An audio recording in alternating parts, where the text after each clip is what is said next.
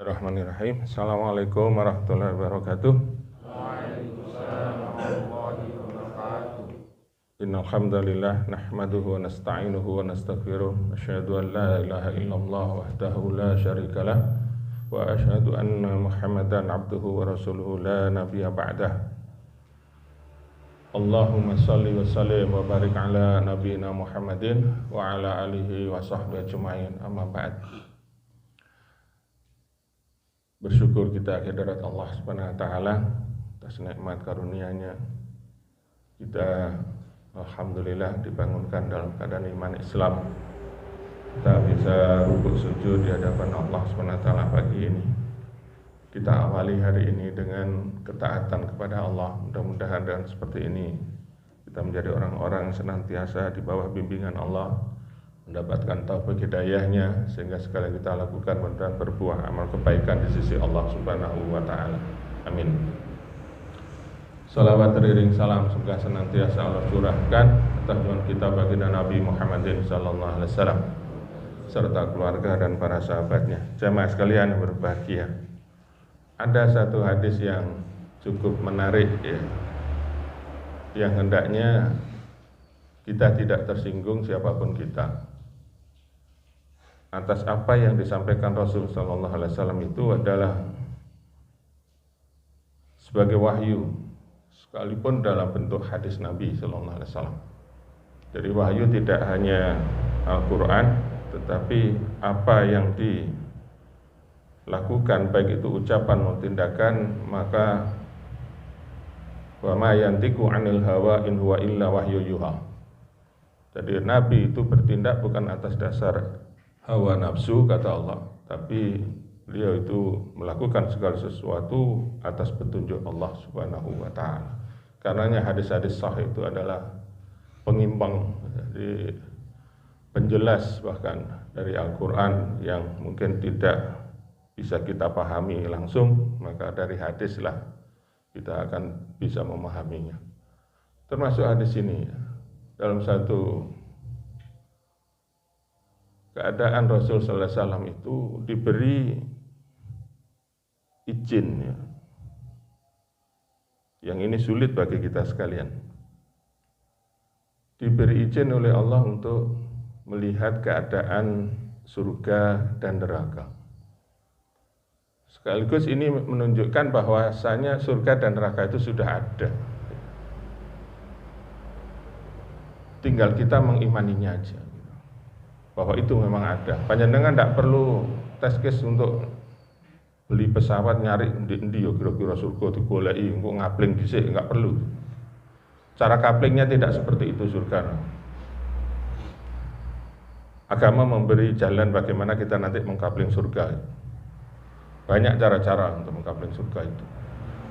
Tentu sudah pernah tersampaikan pada panjenengan, siapa yang berangkat pagi dan sore ke masjid, tentu untuk melaksanakan sholat ya, seperti subuh seperti ini, maka dijamin oleh Allah satu rumah di surga ya. Jadi kalau panjenengan mau kapling surga hari ini bisa ya, berangkat subuh seperti ini, nanti sore asar dan maghrib dijaga. Itu tentu ya bukan hanya waktu itu aja, isanya juga jangan ketinggalan, kemudian duhur juga dilaksanakan. Nah, itu adalah kapling-kapling bagi kita nanti sekalian di surga. Ya mudah-mudahan Allah mudahkan semua buat kita sekalian, amin. Ada satu hadis Nabi yang tersampaikan seperti ini, satu berita gaib ya. Karena kita belum pernah melihat surga dan tinggal mengimaninya, tapi Nabi sudah sampaikan, berarti Nabi juga pernah melihat. Memang diizinkan oleh Allah.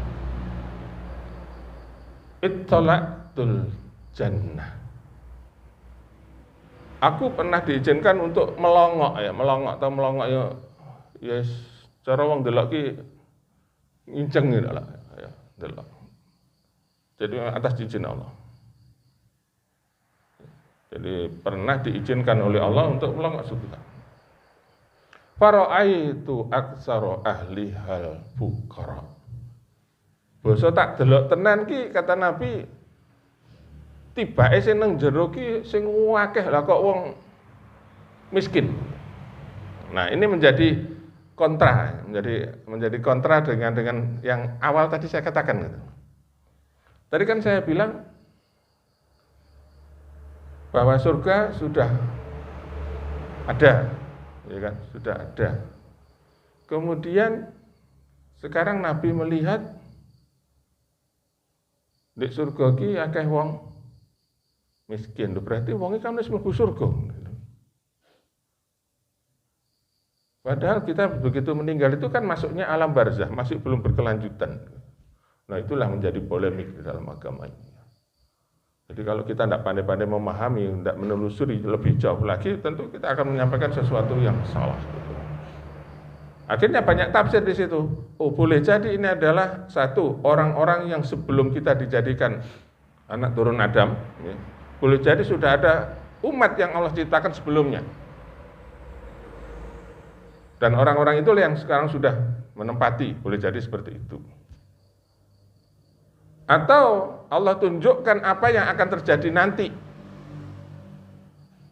Di surga itu bakal iki lho wong-wongi. Itu pun atas kuasa Allah. Dan itu sangat-sangat bisa bagi Allah Subhanahu wa taala. Itu yang pertama. Bahwasanya kata Nabi, boso tak delok ternyata kok di dalamnya akeh wong miskin. Jadi yang banyak masuk surga itu ternyata orang miskin. Tapi jangan lantas kemudian, wah aku tadi wong melarat elek ngono, bukan loh. Ini bukan jalan solusi begitu loh. Tidak sekali. Ini nanti satu hal yang tersirat di dalamnya bahwa orang miskin itu lebih mudah bisa masuk surga gitu loh. Bukan kita diperintahkan jadi miskin, tidak. Karena juga banyak nanti orang kaya yang masuk surga banyak sekali. Banyak sekali. Ini Nabi hanya melihat suasana di dalamnya. Tiba-tiba kok ya akeh wong miskin mlebu surga itu kan karena dia tidak nantinya banyak urusan dunianya gitu loh. Bahkan jarak antara masuk surga nih wong miskin dengan orang kaya itu gak main-main. Bi khamsi mi'atin am. 500 tahun jaraknya. Jadi misalkan wong miskin ini udah masuk surga, awak iki mlebu miskin apa sugih ta awak iki? Kira-kira awak iki mlebu miskin apa sugih? Wis lek jariku atuk miskin ae saiki mlebu surga wis, katakan gitu. Awake mlebu surga. Itu orang-orang kaya itu baru 500 tahun nanti baru bisa nyusul. Ini satu hal yang pasti, artinya akan terjadi. Jadi tidak mungkin Nabi itu berbohong, tidak mungkin. Dan Nabi sudah melihat keadaan itu semasa beliau masih hidup. Dan Allah yang izinkan semuanya itu. Kelak akan terjadi seperti itu. Jadi caranya cukup jauh. Jadi wong miskin ki wis hohohihe nikmati surga. Wong sugih sibuk kenapa 500 tahun? Ya sibuk sik ngurusi hartane tadi. Lho, iki emas sakmene iki tekon ndi? Lho, iki sawah sakene ombone pian tuku tekon ndi? Lho, iki mobilmu iki tekon ndi? Kok ketabrakan sampai mati barang iki? Lho, sampean kok duwe sepur? Misalkan. Lho, Riz, sampean kok duwe omah mewah ngene, Riz? Semuanya diusut to, Lho. Lah iku sing garakno wong sugih ki suwe mlebu surga. Itu yang membuat orang kaya lama masuk surga karena pertanyaan itu. Tekondi kok ke apa? Tekondi kok ke apa? Iku lek rezeki ngono. Jadi dua pertanyaan yang khusus buat orang kaya tentang hartanya, yaitu dari mana dia dapatkan dan untuk apa dia belanjakan. Belanjane ke apa? Oh, iki dakwah, oh iki bantu masjid, oh iki bantu fakir miskin, oh iki bantu yatim, iki bantu pendidikan. Lah itu yang terjadi, subhanallah. Orang kaya justru akan menempati meskipun jarak 500 tahun nanti wong miskin ki keselip. Lho Cak, sampean mlebu keri kok oleh dhuwur. Iya. Itu hebatnya. Jadi orang kaya justru nanti menempati tempat yang tinggi kalau dia mampu menggunakan kekayaannya. Kalau tadi jarak masuknya 500 tahun dengan orang miskin, oke gak apa-apa. Tapi nanti tempatnya, sampai ndelok misalkan awake mang wong miskin mlebu surga, ndelok wong sugih mlebu surga, nguasin dhuwur kaya bintang. Waduh ora. Mung kelip-kelip, oh iku tempate haris iku. Wong sugih sing dermawan. Di atas kelip-kelip, kok dhuwure harus ono maneh. Oh, iku tempate riyan iku. Wis sugih, hafal Quran, dermawan. Masing-masing kan seperti itu nanti. Nah, Itu yang disampaikan Nabi sallallahu alaihi wasallam. Aksara ahliha fuqara. Jadi kebanyakan masuk surga itu orang-orang miskin. Nah, cuma lanjutan hadis ini yang enggak penak. Maaf ibu-ibu ya. Hadis ini rada abot disampaikan tuh rada abot. Wattolaktu ilan nar, dan aku melihat ke neraka. Fara'aitu aksara ahlihan nisa. Tak delok nang neraka lah kok sing akeh ki wong wedok perempuan. Ini sebagai isyarat pula dari Nabi SAW betapa perempuan itu menjadi penghuni terbanyak dari neraka. Ya kenapa? Tentu ya perempuan-perempuan yang abai. Abai itu tak peduli dengan ketaatannya kepada Allah Subhanahu wa Ta'ala. Ingat satu hadis yang pernah saya sampaikan, bahwasanya ada orang-orang yang nanti bangkrut di akhirat. Sholatnya oke, posone yes, dermawannya apalagi, tapi ngomongnya yo gedobes, tahu gedobes? Wis ngerasani rono rene, enak-enak blonjo ngono ya wis mulih nggawa dosa. Blonjo ki sakjane kan ya pahala to. Blonjo nang mlijo. Mbak, tahu nggih niki. Wis. Mari didelok tahune rada apa ya, mergo wis ya apa ngono ya. Iki wek sapa sih produkne ndi sih wis mulai. Gawa mulih. Bapak nyekel. Oh, tahunnya Pak Anies, Bu. Iya, tuku iku lho. Lah wis mulai ngrasani. Ya kan? Wis apik-apik tuku tahu wis. Elek ya alhamdulillah rezekine ngono ae lek enak ora usah dianu sedekahne nang pitik nang mentok. Ya wis to. Sakjane iki kudu ngono, tapi enggak. Wis ge omongan dikulak terus. Iku baru siji jenis. Wis engko gurung maneh lho ana berita apa ta apa. Iya kan?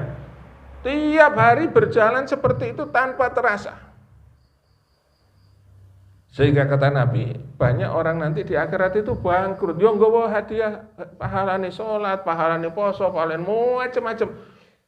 Tapi tuntutane wong sing dirasani yo akeh, sing ditolimi yo banyak, dosa-dosa yang lain juga banyak. Itu yang membuat seseorang bangkrut, dan itu kata Nabi banyak terjadi pada diri wanita.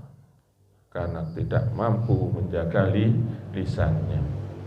Karena itu berhati-hatilah, sehingga Nabi cukup memperingatkan, kul khairan auli yasmut. Ngomong sing apik-apik wae. Lek gak iso luwe becik meneng. Lek meneng kok diarani kok gak enak ndang ngalih ae wis, iku berarti rombongan wong gak elek-elek kuwi, ndang ngalih ae pindah. Lho kan gitu. Nah itulah cara mensikapinya.